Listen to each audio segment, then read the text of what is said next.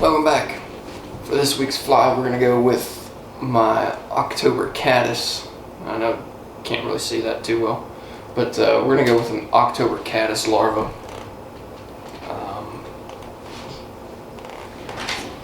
For this fly here, out west, this is the last big hatch of the year.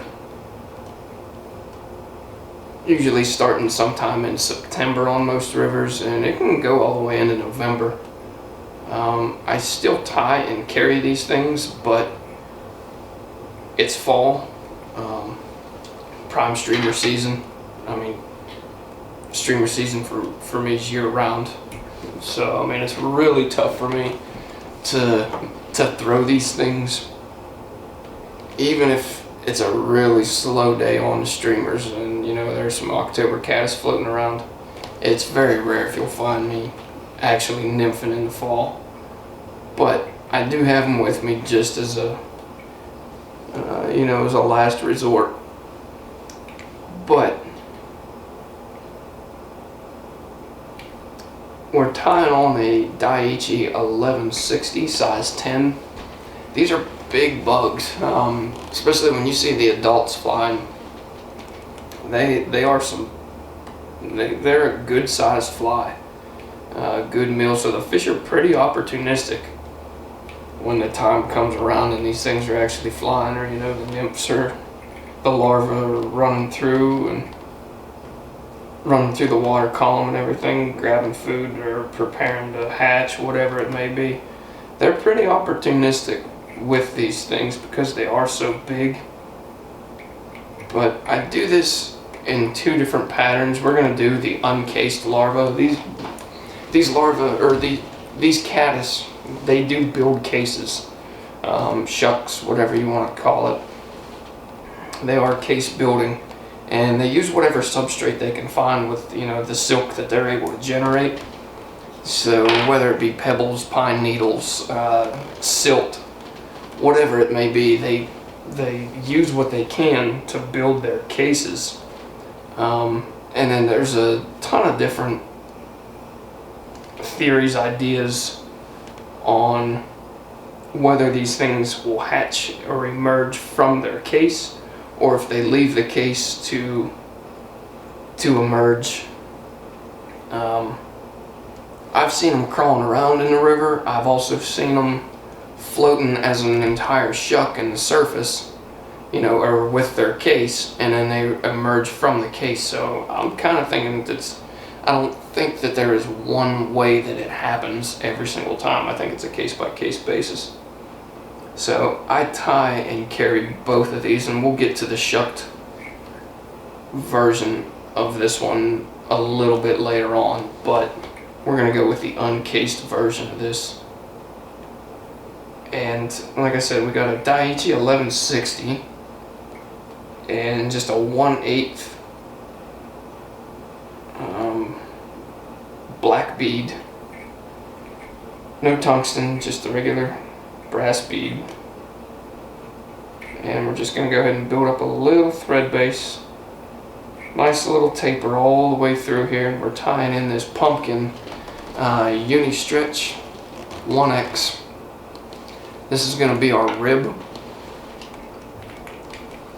And we'll get that tied in and continue, just build this up. I have maybe a dozen turns of 15 thousandths wire up in the front, and that's just to hold the eye in place. It's not to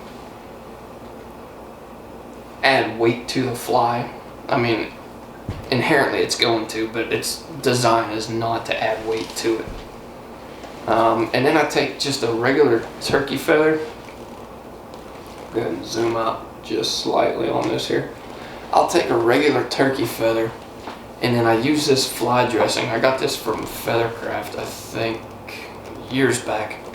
But you just take this dressing on there, and you spray it right on, and just kind of smooth it out with your fingers. And what this does is it makes it rigid. You can see this is the section that I had sprayed already. It makes this stuff really rigid, and it's easier to work with when you're tying this in, as you'll see as we go forward. It won't split on you and it just stays how you want it to, as far as the overall shape is concerned. And it's just a lot easier to work with. It makes a cleaner looking fly, in my opinion. So I use this stuff pretty frequently. On the October, my ISO nymphs, all that stuff. So we'll go ahead and get zoomed back in. We already have our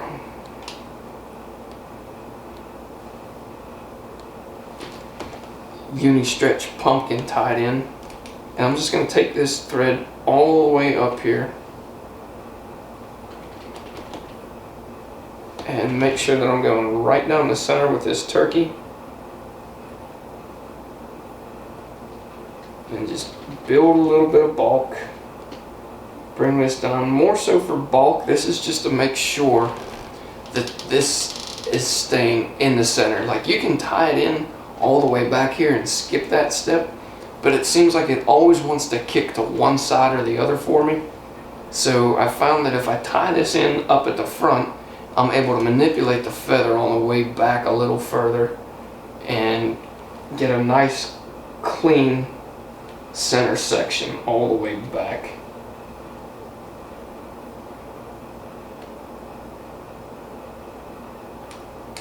And there we go. Plus it adds a little bit of bulk.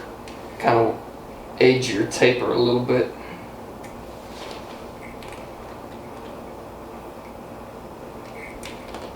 And then just run your thread over top of this. We're going to pick our halfway point, and we're going to grab 4 to 5 strands and try and get this stuff in the center section. That way you're working with the longest fibers possible. We'll go 1, 2, 3, 4, 5. We'll grab these 5 strands. And 2 of these are short. So I got 4 there, that'll work.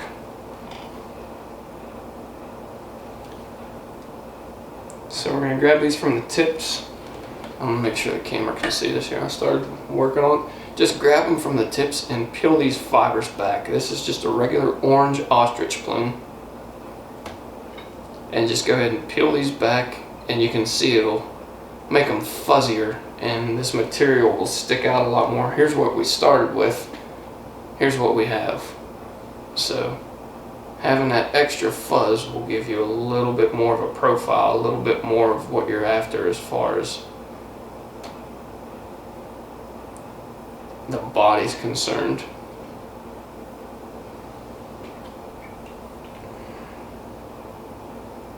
So go ahead and just tie these in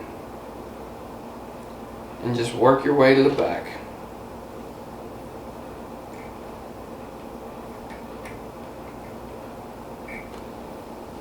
Halfway point, we're going to cut this off. And then we're going to run this,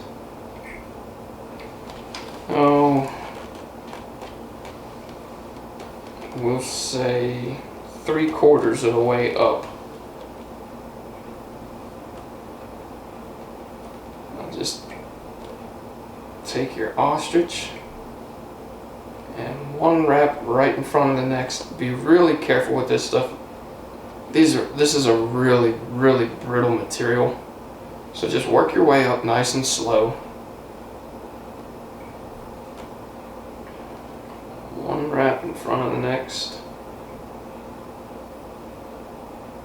until you hit your 3/4 mark. Ooh, almost lost one there. Good catch. I get lucky every once in a while. So we're just going to run this up and cut that off. Now what we're going to do is take our turkey and we're going to lay this directly over the top.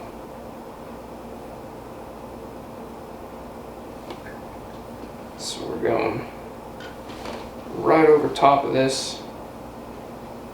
Go ahead and catch it with a loose wrap. Second loose one, and then a tighter one. and leave it right as it stands after you tie it in. Now we're going to take this pumpkin and hopefully be able to catch this how we want it. See how that turkey's staying together for us? It's not, if you didn't use that fly dressing, your fibers would be all over the place right now, and it wouldn't give the profile, or it wouldn't give the overall look that you're after. This just looks nice and clean this way, so I really recommend throwing some sort of dressing on there to keep your feathers together. And we'll work this all the way up.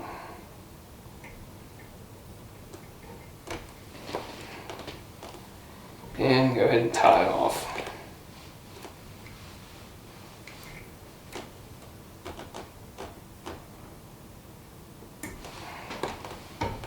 Now, as we're working with this here, fold your turkey back over and go ahead and catch it right here. This is going to add a little bit more bulk, and you'll see why we're doing this in a minute.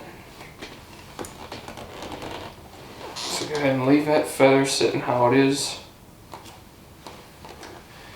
We'll grab a couple more ostrich plumes, another 4 probably. And if we could have found longer ones to work with, we would have been able to do this all at once, but honestly it's a little bit easier doing it this way because you have a little bit less stuff in your way. So we'll go ahead and tie these in and use the thicker portion. You know, don't worry about going all the way to the tips of it,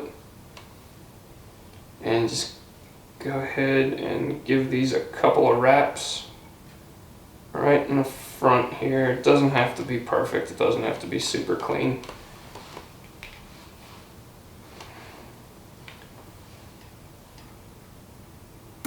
Just add a little bit of bulk, and then what we're going to do is take this turkey, and you can see I'm going to kind of use my scissors here to hold this back and then fold it over.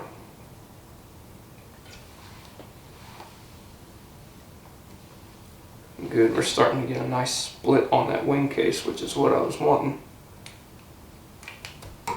Sometimes with this fly dressing, I mean, this stuff will work so good to where you can't get a good split case. But I like it that way. I like that split case look. And we'll do something to enhance that just a little bit more before we wrap this fly up. So go ahead and work your way back just a little bit. We'll say maybe 1/8 of an inch.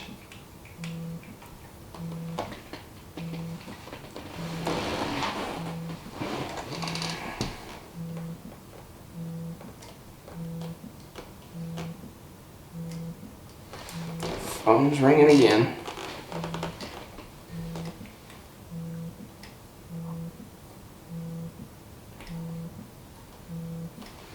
And then what we're going to do is just create a quick dubbing loop.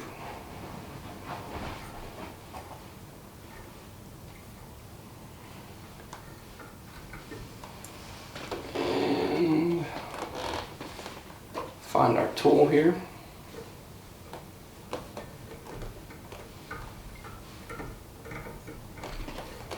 And because we're working on a really curved hook, we're going to take this and throw a 1/2 hitch in there.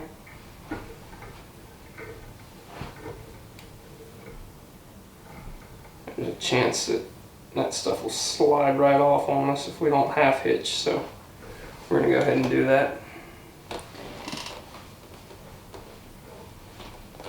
Throw this in the cradle. And then I use this SLF Spikey dub. It's just a dark brown. Let's see, you can get a better look at the package there. It has some squirrel dubbing. It has some antron in it, so you're able to pick it out. I just kind of like the look that this stuff gives. It's easy to manipulate after it's already spun on. Because of the antron, you're able to go in there and pick it out and get a nice effect out of it.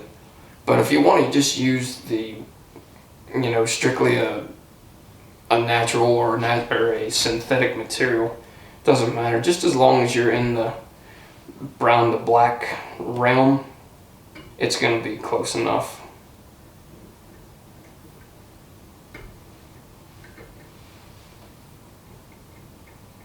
But like I said, I use this stuff just because it's pretty easy for me to manipulate and pick out. So we're going to go ahead and just get a couple of wraps in here. You see, I didn't spin that loop too tight. I kept it to where I'm able to pick this stuff out really easily. And we'll go ahead and get right in front of this bead. And if you want to, you can tie it without the bead too. I mean, it's entirely up to you. It'll keep a little bit of weight off if you do it that way. Not having to put the 15 thousandths on there to keep the bead in place. More material in my nose. But just go ahead and peel this stuff back.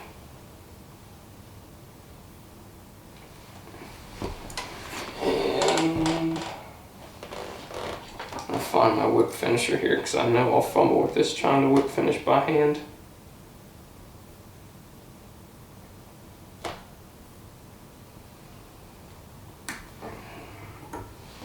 And there we go. Now, like I was saying with this wing case too, if you really want to, you can get some of that stuff out of the way. You can really sexy this thing up if you want. And this is 100% for the fly tire, not the fish at all. You can go ahead and just cut a little wedge out of this, give a little V shape in there.